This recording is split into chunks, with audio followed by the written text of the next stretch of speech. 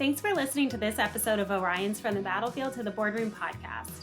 Orion has partnered with Office Pride to provide rewarding franchise opportunities for veterans and transitioning service members. Office Pride is an award-winning company looking for strong business leaders to help grow and expand its business nationwide. The company has won many awards over the years, including Franchise Business Review's Top Franchises for Veterans, Top Franchises for Women, Recession Proof Franchises, and many more. In today's episode, Tifton Coleman, Franchise Development Manager, sits down with Kevin Scott, franchise owner, to discuss their military backgrounds and why Office Pride is a great opportunity for anyone who's looking to build a business and give back to their community. If this is an opportunity you may be interested in, listen to the episode for some valuable insight and advice from a fellow veteran, and then visit us online at oriontalent.com/Office Pride Franchise. If you have any questions about the Office Pride opportunity, check out the show notes for Tifton's contact information. Thanks for listening, and I hope you enjoy the conversation between Tifton and Kevin. Welcome, everybody, to this interview today. My name is Tifton Coleman. I work in franchise development for the wonderful brand of Office Pride. And with me today is Kevin G. Scott. He's the G in Oklahoma, taking it down all the time. We love him. He's amazing. He's a military veteran. I myself am a military veteran, so this is a fun interview for me. I was in the Marine Corps 5 years. I've got a wife, one baby girl. We got some family ties in Oklahoma, which is what you see behind me in the state, but we're actually in Tampa, Florida, and I love to hear a little bit about you, your military career, and your family as well, Kevin. Well, thanks, Tifton. I appreciate it. I've lived in Oklahoma almost my whole life, and I love this state. It's a great state.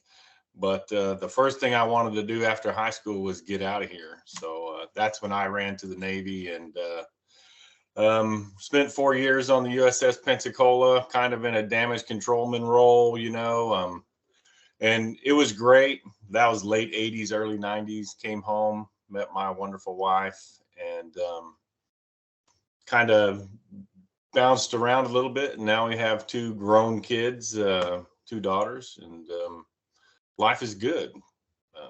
It's been a pretty good ride up till now. I mean, it's been good. That's awesome. Love to hear it. Well, thanks for sharing it. Thanks for giving some of your valuable time today. Obviously, business owners' time, every minute, every second is time you could be investing into your business. So we appreciate you investing in the forward expansion of the brand and honestly, just hopefully bringing in more owners that can help to add value to your business in the long term. So I would love to hear, where did your journey to become a business owner really start? Well, when I got back from the service and everything, I bounced around to some odd jobs, and then I went to work for a large telecom company, raised a family, everything, and was there for about 20 years. And then they decided to do a big buyout about 2018, and I jumped at the opportunity to start something new, right? My kids were grown. I didn't have that responsibility.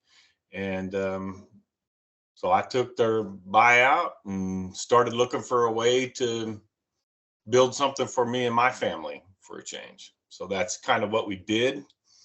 One of my good friends from the Navy was a kind of a franchise consultant.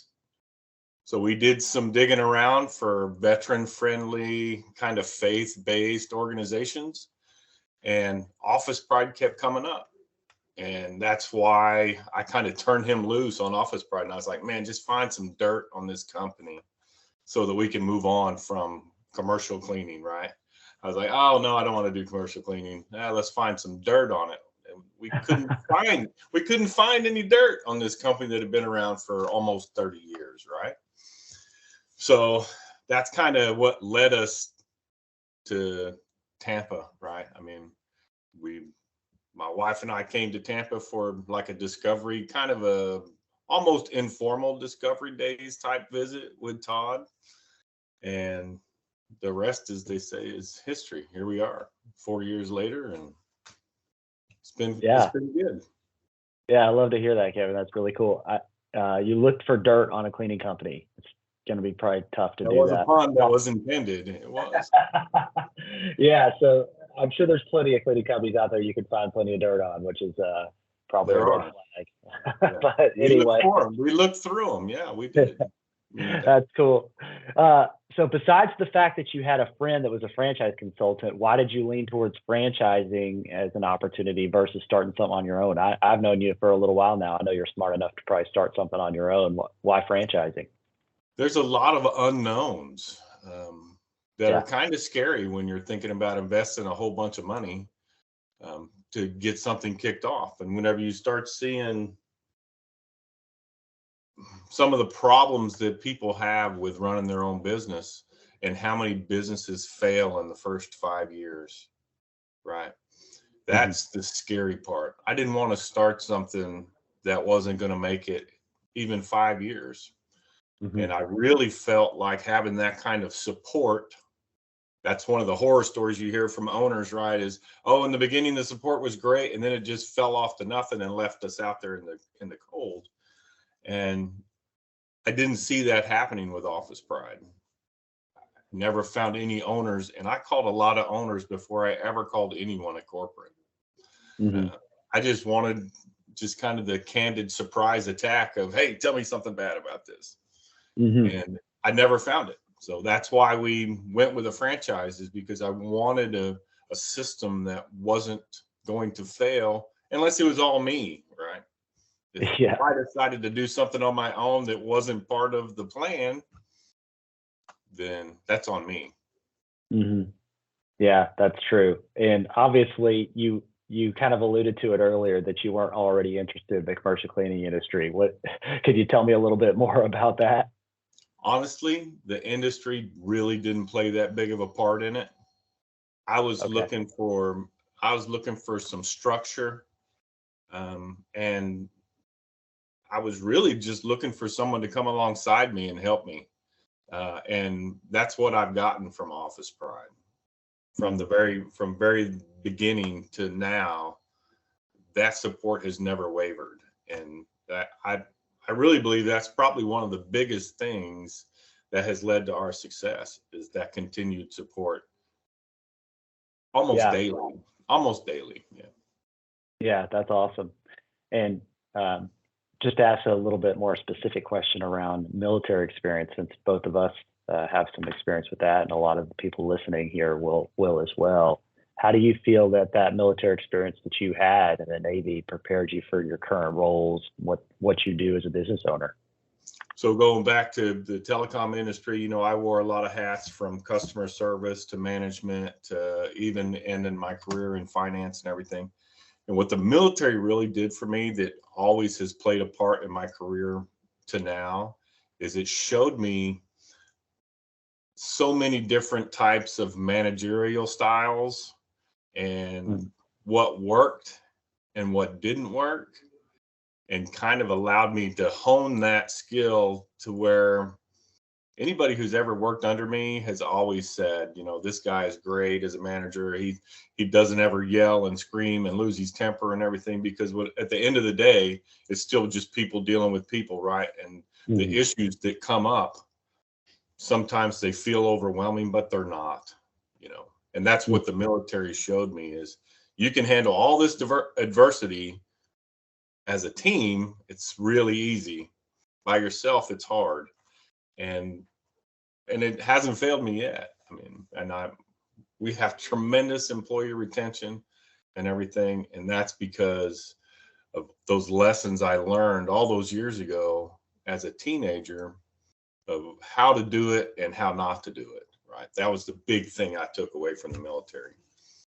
Yeah, that's so cool. You're something you sent actually to the Office Pride team at headquarters not long ago, was you doing some team building outside of work, right? You brought some of your people to the hockey game there local, and I thought that was cool. Reminds me a little bit of the mandatory fun days that we used to have in the military.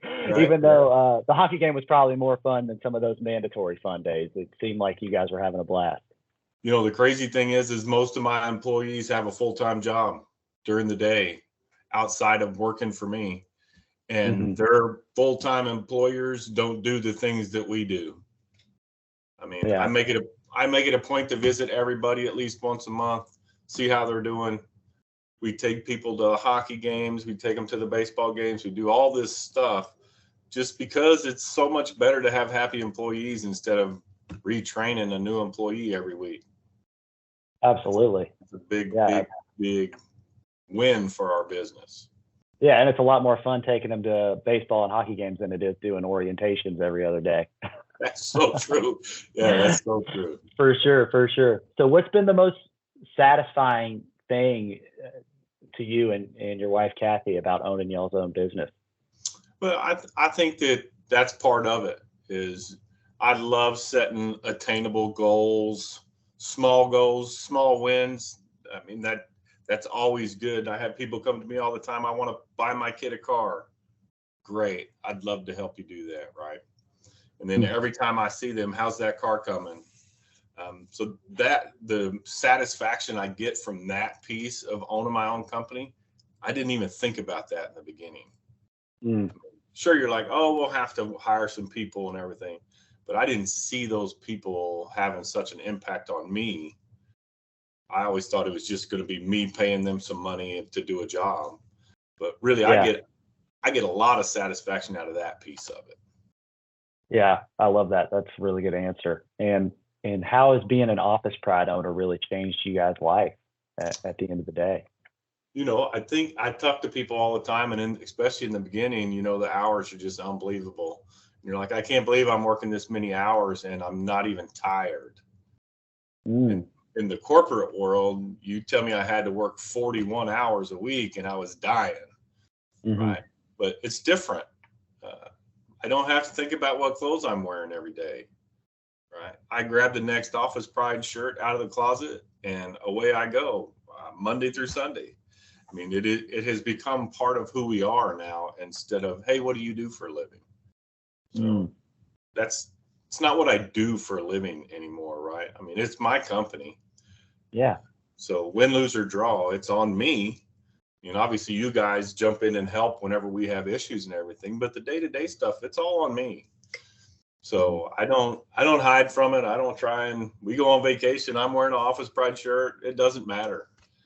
It's who I am. And I've gotten a surprising number of customers from a Saturday afternoon at the beach. And they're like, hey, you work for Office Pride? I sure do. That's so cool. And I love to hear about y'all's dreams and goals still. Like you said, you've been an owner about over 4 years now. And almost 4. We got about 2 more weeks and we'll be 4 years old. 2 weeks to 4 years. And I know that, that's just the beginning, right? For you guys, I'm sure your goals have moved from the beginning to now looking 4 years down the road. So what kind of business goals do you have on the 3 to 4 year horizon right now? The big goal obviously is the $1 Million Club, right? I mean, that's, as any business owner, you just want to be able to say that my company made $1 million last year. So I think we'll hit that goal probably 2 or 3 years early. And that's kind of what we're shooting for right now. That's the biggest goal out there right now, because everything else kind of falls in place, as far as employee retention and everything else. If you have happy employees, it makes it easier to go out there and grab those big accounts, because you're not tied up with that kind of stuff on a day-to-day basis. So that's the big goal out there right now. And then probably 50 employees, that's like another little hash mark that you want to make that goal as well, because those go hand in hand.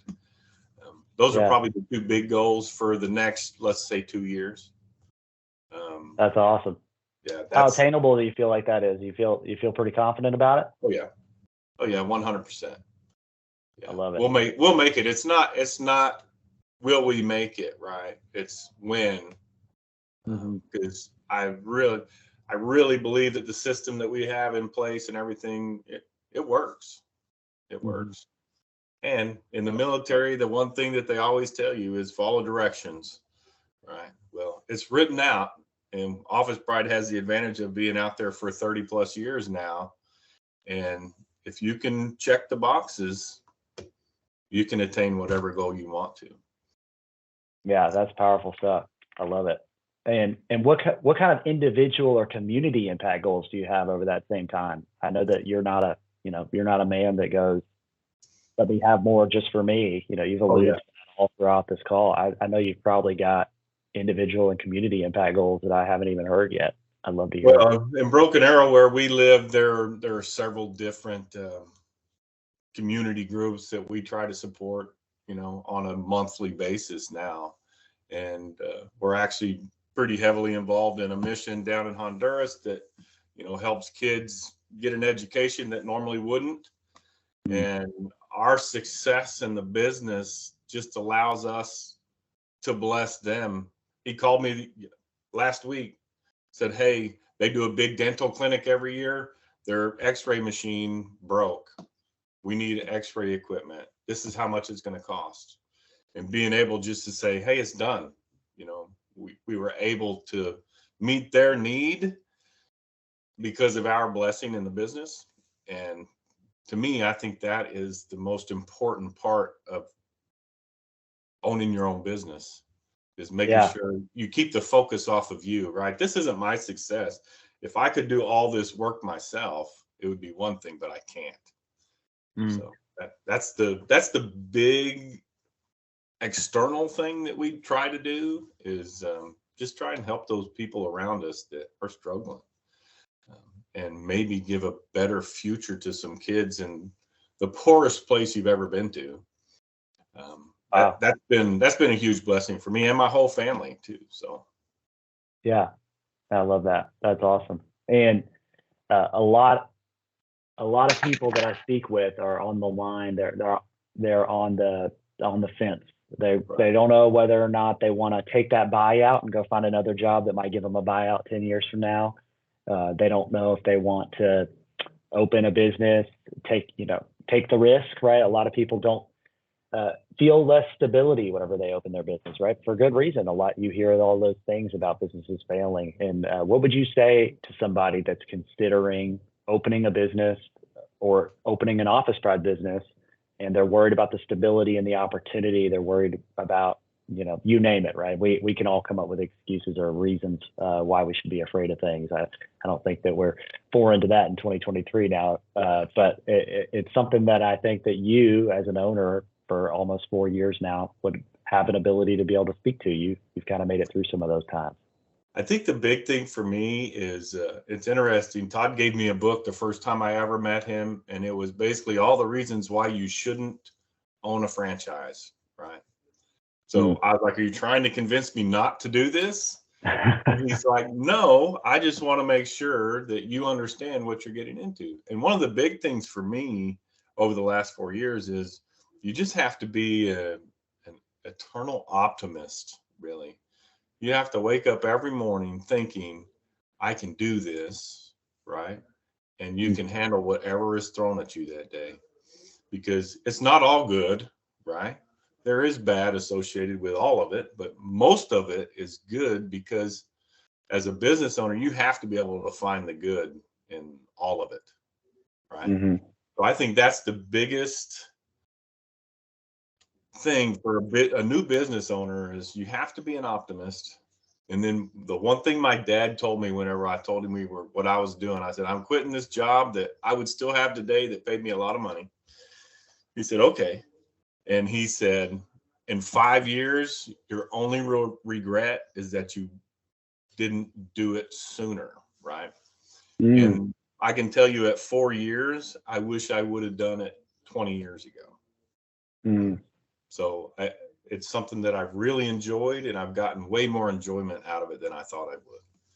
And that's the big thing for me. So if you're not willing to gamble on yourself, then who? And business ownership isn't for everybody, but if you wake up every morning and be happy for the day ahead of you, then jump, do it. Yeah. It's a great opportunity.